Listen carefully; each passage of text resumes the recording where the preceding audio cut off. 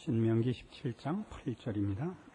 내 성 중에서 송사로 다투는 일이 있으되 서로 피를 흘렸거나 다투었거나 구타하였거나 하여 내가 판결하기 어려운 일이 생기거든 너는 일어나 내 하나님 여호와의 택하실 곳으로 올라가서 레위 사람 제사장과 당시 재판장에게로 나아가서 물으라.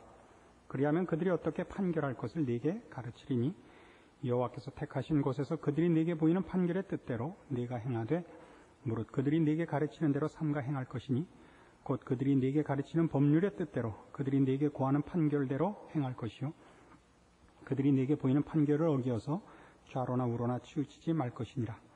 사람이 만일 천자이하고 네 하나님 여호와 앞에 서서 섬기는 제사장이나 재판장을 듣지 아니하거든 그 사람을 죽여 이스라엘 중에서 악을 제하여 버리라. 그리하면 온 백성이 듣고 두려워하여 다시는 천자이 행치 아니하리라. 우리는 바로 앞 부분에서 이 이스라엘 백성에게 요구되는 이런 심판들, 재판이 처벌과 심판에 초점이 있는 것이 아니고 공동체의 보존과 유익에 초점이 있다는 것을 지난주에 확인했습니다. 그러니까 법을 보복용으로 쓰거나 개인의 원한을 푸는 데 쓰지 말아라 하는 것입니다. 근데 오늘 이 8절 이하의 내용에서는 말하자면 판결하기 어려운 일이 초점입니다. 판결하기 어렵다는 것은 누가 맞고 누가 틀렸느냐가 판결하기 쉽지 않다는 것인데 누가 죄를 지었다, 누가 거짓말을 했다, 누가 틀렸다 그런 문제로 어려울 것은 없습니다. 그러니까 여기서 말하는 어려운 일이라는 것은 잘잘못을 가리는 것이 전부가 아닌 것을 암시하고 있습니다. 누가 잘했다, 누가 틀렸다, 누가 맞고 누가 틀렸다 이것이 전부는 아닙니다. 그렇죠? 선한 의도를 가졌으나 결과가 나쁘게 나오는 일이 우리 현실 속에 있습니다. 또 전혀 그럴 의도가 없었는데 사소한 부주의로 커다란 나쁜 결과를 초래하는 일도 우리 세상에 있습니다. 그러니까 누가 이걸 했느냐 해서 그 원인을 따져서 무조건 그 결과에 대한 책임을 다 뒤집어 씌우는 것이 꼭 정당하지 않은 것이죠. 그러니까 이 지금 성경이 요구하고 있는 재판의 골자는 뭐냐면 그 공동체에 속한 모든 구성원들로 하여금 하나님의 거룩하심과 하나님이 요구하시는 의와 진리와 생명으로 나가게 하는 일을 키워나가는 것이지 무슨 우리 대학교 학생 뽑듯이 자꾸 잘라서 정원을 맞추자는 개념은 아니다 이겁니다. 그렇지 않습니까? 그래서 그 의도를 파악해서 그것이 사실은 전혀 악의를 가지지 않았는데 결과가 나쁘게 나왔다면 그것은 사실 어느 만큼 처벌을 해야 되는지 모르는 것입니다. 또 사실은 그럴 만한 선한 의도를 갖고 있지 않았는데도 결과가 좋은 무슨 경품이나 무슨 복권에 당첨된 것 같은 일 이런 걸 또 우리가 자랑하고 권할 수는 없는 거 아닙니까? 봐라 누가 복권에 당첨됐다 여러분도 다 복권 사시오 이렇게 얘기할 수는 없지 않습니까? 이런 것들을 말하는 것입니다. 이게 판결하기 어려운 일입니다. 근데 바로 그런 차원에서 보면 우리가 이 사람이 이 잘못의 장본인이다. 이 사람으로 말미암아 이 사람이 피해를 입었다. 이 사람에게 벌을 줘야 된다. 이럴 때 지금식으로 잘했다 못했다만의 선을 가지면 누가 가해자고 누가 피해자냐, 누가 맞고 누가 틀렸느냐 이렇게 판결하기는 그렇게 어렵지 않습니다.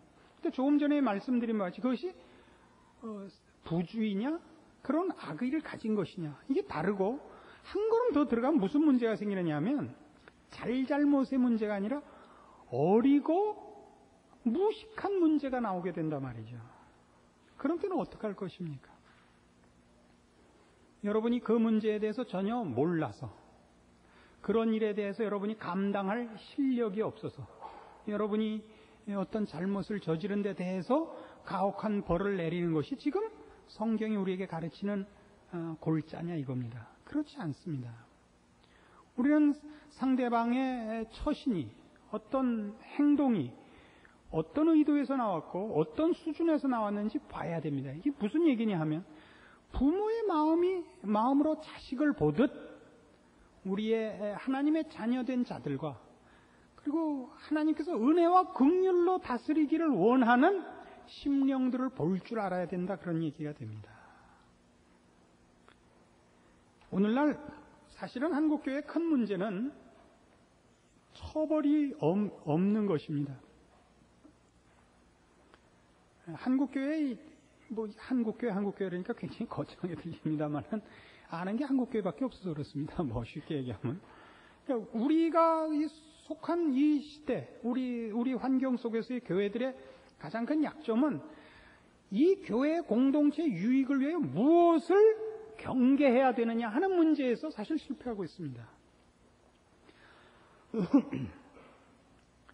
우리는 모두가 세상식으로 자랑하는 일에 이 신앙까지도 오용하고 있는 수가 많습니다.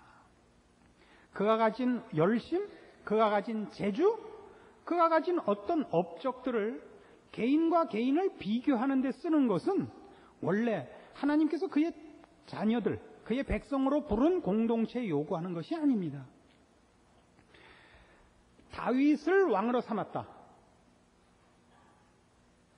솔로몬이 다윗을 이어서 왕이 됐다 할 때도 가장 큰 문제가 뭐였느냐 하면, 이 사람들이 나는 너희와 달라서 왕이 됐다, 이런 마음을 가지는 데에 그 왕된 보상이 있는 것이 아니라 오히려 큰 책임으로 솔로몬이 우리 성경에 그 묘사됐듯이 지혜를 주십시오였단 말이죠.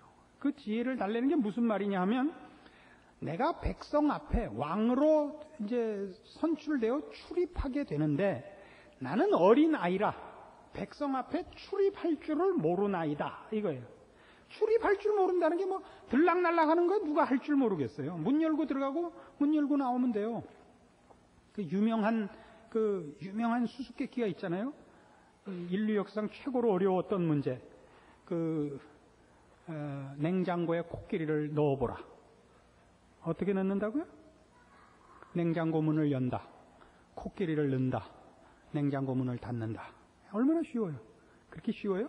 냉장고를 넣어요? 코끼리를 넣을 냉장고가 어디 있어요? 그러니까 그 문제를 맞추니까 뭐래? 그러면 그 냉장고에 하마를 넣어보라. 어떻게 했어요? 냉장고 문을 연다, 코끼리를 꺼낸다, 하마를 넣는다, 문을 닫는다. 그런 문제예요 지금. 여기서 말하는 출입은 왕이 이스라엘 백성의 한 모범과 표준으로 지금 세움을 받았다는 책임을 통감하는 것이죠. 그가 어떤 일에 화를 내고, 그가 어떤 일에 슬퍼하며, 어떤 일을 권장하고 어떤 일을 즐거워하느냐가 말하자면 하나님의 뜻을 대표하여 선전하는 것이 되어야 하니까 지혜를 주십시오 이렇게 된 거예요. 우린 무조건 지혜를 주십시오 그러면 하나님이 뭐든지 주네. 네가 다른 거 달라 그러지 않고 영화도 부귀도 원한 갚는 것도 달래지 않고 지혜를 달라 그랬으니 내가 모든 것을 주리라. 그래서 우리 모두 무조건 지혜를 주십시오 그러고 견눈 뜨고 보는 거죠. 정말 뭐가 오나. 그랬더니 지혜도 안 오고 돈도 안 오고. 무슨 얘기인지 알아야죠. 그 얘기들이란 말이죠 지금. 하나님께서 우리에게 요구하셨던 건 그거예요. 이 교회라는 하나님의 백성의 한 공동체가 교회라는 이름으로 예수 그리스도의 신부로 하나님의 백성이라는 집단으로 무엇을 선전하고 무엇을 경계하며 무엇을 무서워하고 무엇을 즐거워하는가, 그 싸움을 해야죠. 어떻게 서로 우리끼리 얘를 발로 차야 내 급수가 하나 올라간다, 이런 경쟁을 하겠어요. 이건 저 하나님 없이 사는, 성경에서 늘 말하는 이방인들이 구하는 것이죠. 이방인들이 구하는 것이란 뭐죠? 자기만을 믿고 사는 자들의 삶의 양태입니다. 자기가 자기를 보호하고 자기가 자기를 지키고 다른 사람의 시체 위에 올라서야 승리가 확보되는 삶 말입니다. 우린 그렇지 않죠. 그러니까 이런 재판 문제는 전부 그런 것들입니다. 그러니까 무엇이 옳고 무엇이 글렀느냐에 맞았다고 다 맞은 게 아니고 틀렸다고 다 틀린 것이 아닙니다. 우리가 우리 자녀들을 키울 때 뭐라 그러면서 키웁니까? 싸우면서 크고 또 뭐라 그래요? 젊어서는 사서라도 고생을 시켜야 되고 왜 그런 얘기를 해요? 그것이 그 사람에게 더 유익하기 때문에 그렇지 않습니까? 우리가 이런 사실을 제대로 이해한다면 그래서 한 교회의 집단들이 그 공동체의 유익을 위하여 어떻게 해나가야 되느냐 하는 데 대하여 훨씬 다른 안목을 가져야죠. 세상적인 안목을 가지면 안 되죠. 경계할 것은 경계하고 처벌할 것은 처벌하고 용서할 것 용서하고 장려할 것 장려해야 됩니다. 그것이 우리 모두가 신자된 자들의 관심이 이런 차원, 하나님께서 우리에게 요구하시고 우리를 어디로 키워가시려는가에 대해서는 생각이 다 없고 신앙이라는 이름으로 개인적인 어떤 유익을 그저 가져가기 바쁘니까 공동체라는 게 없죠. 어떻게 해서든지 옆 사람을 쏴서 하나님이 가지신 상이 둘로 나눠지지 않고 나한테 홀딱 따블로 오기만 바라는 것만 남아있단 말입니다. 그래서 한국교회는 어느 교회를 가든지 사랑이 없다라는 말을 듣습니다. 이건 있어요. 손잡고 울면서 노래 부른다. 그러니까 손잡고 찬송 부르는 건 있어요. 근데 이렇게 해서 하나님 앞에 내가 사랑도 있고 자비도 있고 긍휼도 있는 사람이라는 표시지 실제로 사랑하지 않아요. 그럼 무슨 얘기냐면 어려운 동지들에 대하여 같은 믿음의 전우들에 대하여 관심과 애정과 희생과 열심이 없잖아요. 안 그래요? 우리들의 신앙은 자기 하나 지키기 바쁘지 옆 사람을 위하여 스스로 희생하는 일들은 한국교회는 거의 없습니다. 그러니까 좀 죄송한 얘기입니다만 북한 동포 돕기 쌀 보내기 운동 이런 건 다 해요. 그러나 같은 교회 교인된 그 깊은 교제는 없죠. 이거 우리는 사실 안타까워해야 됩니다. 그만 공격합시다. 이게 너무 아픈 문제니까. 그래서 이런 문제들을 이해하지 못하고서는 누구를 재판하는 마음을 가지지 않아야 됩니다. 그러니까 이제 뒤에 가면 이렇게 나오죠. 12절 사람이 만일 천자이하고 내 하나님 여호와 앞에 서서 섬기는 제사장이나 재판장을 듣지 아니하거든 그 사람을 죽여 이스라엘 중에서 악을 제하여 버리라. 그리하면 온 백성이 듣고 두려워하여 다시는 천자의 행치 아니하리라. 이 천자라는 말이 어려운 말이에요. 이거 천자는 무슨 천자냐 하면요. 제 멋대로 할 천입니다. 제 멋대로 할 천, 자는 방자할 자입니다. 이게 무슨 얘기냐 하면 우리는 법대로 하자고 뭐 이렇게 선을 쫙 그어갖고 선에서 벗어난 거는 잘라버리자예요. 우리가 알고 있는 법의 개념은 그런데 법이란 한문으로 아주 기가 막히게 돼 있어요. 삼수변의 거예요. 갈 거. 그 삼수변의 갈 건데 물이 흘러가듯이라는 뜻입니다. 법이라는 게 이렇게 물이 이렇게 직선으로 흐르는 거 봤어요? 수도관 따라서 흐를 때 빼놓고 물이란 가다가 막히면 고여서 넘어서 가는 법이고 낮은 대로 자연스럽게 가는 거예요. 법이란 인간에게 주어진 법이란 기계의 법칙이 아니고 인간에게 주어진 법이란 인간이라는 생명과 인격을 위해서 있어야죠. 그럼 어떻게 기계를 다루듯이 하겠어요? 미국에서 있었던 실화 중에 이런 게 있습니다. 어느 시골 마을에 의사가 없는 마을이었습니다. 하도 외진 곳이라. 그래서 일주일에 한 번씩 의사가 경비행기를 타고 와서 이제 진찰을 하고 처방을 내리고 갑니다. 그래서 간호사 또 간호사 보조 한 명만이 병원을 지키고 있습니다. 근데 이 보조 간호사가 하루는 출근길에 차를 타고 가다 보니까 길에서 교통사고가 나서 차가 굴러 있는 거예요. 가보니까 그 젊은이 하나가 금방 숨이 넘어가게 된 겁니다. 근데 이 피가 너무 나와서 숨이 막혀 있는 거예요. 기도가 막혀서. 그래서 바빠서 어떻게 했느냐면 만년필을 꺼내가지고 이 목을 땄어요. 그래갖고 애를 살렸습니다. 거기 미국 전국에 그 뉴스가 나갔단 말이에요.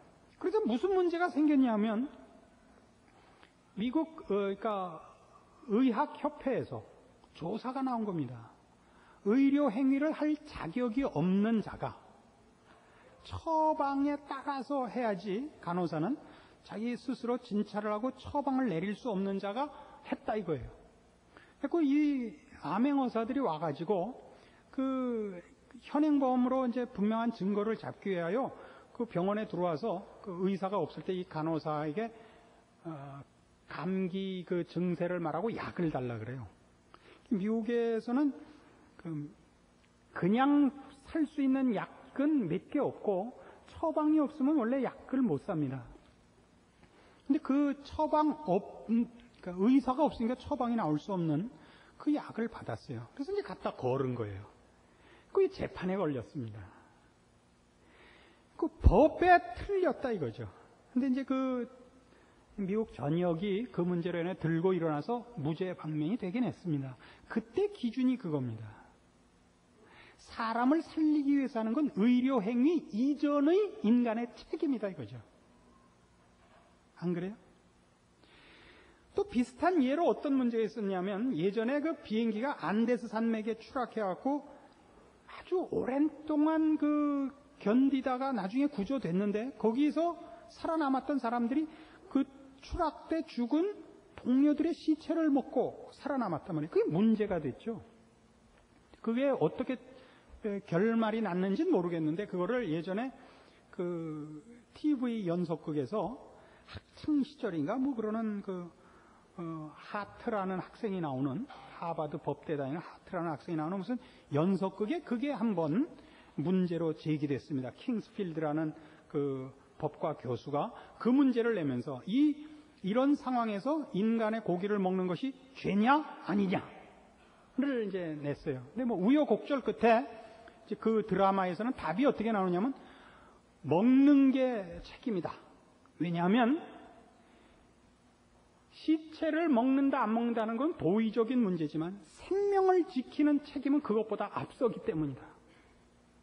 다른 선택이 없이 그 수밖에는 생명을 연장할 방법이 없다면 그거라도 먹고 생명을 지키는 것이 생명에 대한 책임이지 그거 안 먹고 죽는 거는 무책임한 거다. 이렇게 판정이 나옵니다.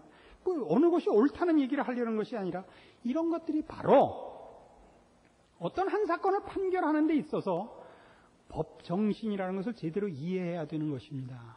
그러니까 성경에 나오는 법은 바로 하나님께서 사랑하고 복주기를 기뻐하시고 영광스럽게 만들려는 자녀들을 위하여 주어진 것이지 서로 칼질을 해서 죽이라고 준 게 아니라 말입니다. 그렇다고 그걸 너무 아끼면 안 되죠. 매를 아끼면 애를 버리는 법입니다. 그러니까 이걸 정당히 사용해야 됩니다. 이런 문제에서 천자의 행하는 자가 나오는 것입니다. 왜요? 아직 인생이 뭔지, 인간이 뭔지, 세상이 뭔지 모를 때는 어른들이 하는 게 다 우스워요. 왜 그러는지 이해가 안 가는 거예요. 그래서 기성세대는 물러가라였던 거예요.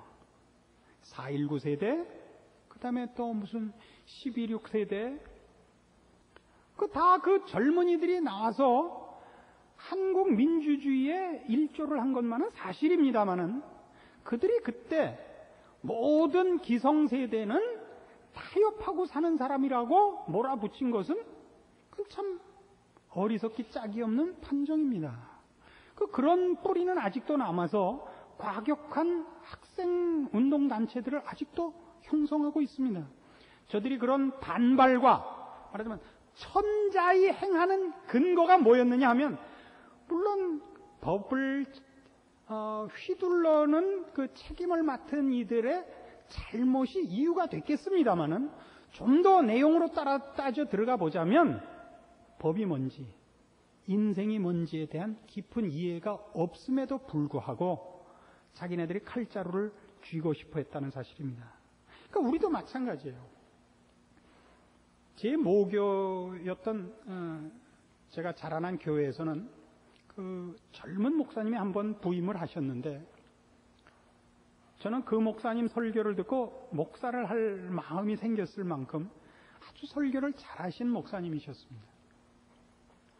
그분 설교를 들으면 여태껏 이렇게 환등을 보다가 70mm 영화를 보는 것 같았어요. 그 스케일과 그 장엄함과 그 감동이 뭐 비교할 수 없이 큰 그런 그 설교를 늘 대하곤 했습니다. 근데 이분이 몇 년 안 되셔서 신경염이라는 병에 걸리셨어요. 그 온몸이 마비가 돼가지고 모든 신경이 다 마비가 되는 거예요. 그러니까 온몸을 다 못 쓰고 2년을 누워있다가 기어코 돌아가셨습니다. 그 2년을 교우 모두가 매일 기도하는 시간이 끊어지지 않도록 기도를 했습니다.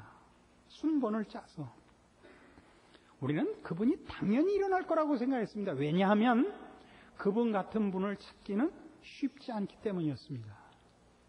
그 51인가 돌아가셨어요. 50인가 51에 돌아가셨어요. 내년이면 제가 51인데 살아있을 때 잘하세요? 그래서 우리 모두가 경악을 했습니다. 이러실 수가 있는가? 근데 그때 희한하게 하나님이 저한테 어떤 위로를 주셨어요. 어떤 해답을 주셨는데 그게 뭐였냐? 하나님은 이분이 없어도 전혀 손해보시지 않는다라는 걸 배웠다고요. 이 유명한 사람이 있어야 하나님께 더 도움이 되는 것은 아니다 말이에요. 있으면 좋죠. 그러나 없다고 해서 하나님이 손해보시지 않는다는 걸 알았어요. 그러니까 여러분 같으면 그런 생각 안 들었어요. 아니, 하나님 도대체 뭐 하시는 거예요? 딴 사람 살리지 말고 이분부터 살리셔야죠. 그런 생각 안 들어요? 여러분, 그 개인적으로 여러분 그 혈육 중에서 누가 아주 할 일이 많고 그렇게 재능이 있는데 먼저 죽거나 어려운 일이 생기면 아니 하나님 어떻게 하시는 거야? 이런 마음이 안 드세요? 그러나 하나님은 여러분보다 1000배나 10,000배나 아니 비교할 수 없이 비교하는 것 자체가 우스울 정도로 지혜로우시고 은혜로우시고 거룩하시고 선하시다 말이죠. 이런 것들을 배워야 하는 것입니다. 저는 어려서 다녔던 유년주일학교, 교회에 대한 이미지 중에 최고로 크게 남아있는 게 뭐냐면 교회에는 공포가 없었다 이겁니다. 학교 가면 얼마나 못 살게 굴었어요. 예전엔 중학교 입학시험부터 있었으니까 말이죠. 교회 가면 그 공포가 없어요. 일단 교회 가면 때리지는 않잖아요. 우리가 교회 안에서 배우는 최고의 어떤 그 내용, 가장 큰 그 항복을 받아내는 내용이 뭡니까 도대체가? 그런 게 없잖아요. 교회는 모두 비나이다끼리 모인 거에 불과하다고요. 교회에 대하여, 교인에 대하여 어떤 이거 하나만은 있어 라는 감동이 없단 말이에요. 그저 우리 교회 같으면 목사님이 훌륭해 이거 하나밖에 없잖아요. 이거 갖고 되겠어요? 이거 뭐 용서하세요. 저는 진리만을 말할 걸 선서한 사람이라서 이 말을 안 할 수가 없어요. 이게 교만에 걸리는지 모르지만 진리를 얘기해야 돼요. 어떡하시겠어요? 그러니까 교회는 따뜻해. 교회는 거룩해. 진실해. 이게 뭐 없잖아요. 생각해 보세요. 어느 교회 그러면 이런 덕목들이 있는 이런 것으로 대표되는 교회가 생각나는 데가 있어요? 사람 많은데, 일 많은데, 잘난 사람 많이 모인 데는 있어도 지금 얘기한 성경이 추구하는 일들이 있어요. 그런 걸로 그 대표되는 교회가 없다는 것은 무슨 뭐 다른 교회로 공격하자는 게 아닙니다. 우리 한국교회 전체가 사실은 크게 아파해야 되는 문제고, 그 아파하고 끝날 게 아니라 우리라도 이 말에 대해서 우리 오늘 말씀을 갖고 따진 우리라도 만들자 말이죠. 알아들으신다? 아멘 한번 해보세요. 좋은 말로 할 때. 이거 전부 녹음되는데 녹음 듣는 사람들이 목사님 교회는 왜 밤낮 하라 그래야 해요? 그래요. 그래서 우리는 하나님께서 우리를 생명으로 다루고 인격으로 다루고 이 생명을 풍성하게 하고 이 인격을 아름답게 하고 멋지게 하려고 그런다는 걸 놓치지 않고 우리의 우리됨 또 우리의 공동체를 지켜내는 책임과 안목을 가져야 되는 것입니다. 교회의 책임자가 누굽니까? 여러분 모두입니다. 우리는 이 개신교라는 것은 모든 교우들이 왕 같은 제사장이요 교회의 주인입니다. 여러분들이 대표를 뽑아서 교회 정치를 하는 것입니다. 그 대표가 장로입니다. 목사가 설교를 했다고 해서 모든 것을 휘두르지 않습니다. 여러분들이 책임 있게 여러분이 몸 담은 이 공동체를 지키고 이 공동체의 구성원으로서 이 공동체의 색깔과 내용과 질과 격을 높이는 일에 책임 있는 사람이 되어 주십시오. 그때 여러분은 따뜻하고 거룩하고 선하고 인자하고 오래 참는 성경이 얘기하는 덕목들로 여러분의 책임과 이 공동체를 빛내기로 그렇게 약속하시고 또 책임지셔야 할 것입니다. 다른 사람 보고 이렇게 해라 저렇게 해라 하지 마시고 그죠? 밖에 나가서 우리 교회는 뭐가 없어 이렇게 하지 마시고 책임 있게 여러분이 몸담은 이 공동체를 이 전우들을 지키시고 그렇게 함으로써 여러분도 거기에서 유익을 얻으십시오. 기도하십시다. 하나님 아버지 은혜를 감사합니다. 우리 하나님께서 우리를 어떻게 사랑하시며 우리를 모으사 무엇을 만들려고 하시는지 생각해 보았습니다. 우리 하나님을 본받고 하나님의 자녀다울 것이요 거룩하고 성실하고 선하고 아름다워야 할 것입니다. 이 모든 일에 비평가가 되지 말고 이런 일들을 만들어내는 책임 있는 하나님의 백성들이 되게 하사 우리의 책임이 우리에게 어떻게 보상으로 돌아오는가 우리 모두가 누리도록 책임 있는 결단과 실천을 허락하시옵소서. 예수님의 이름으로 기도합니다. 아멘.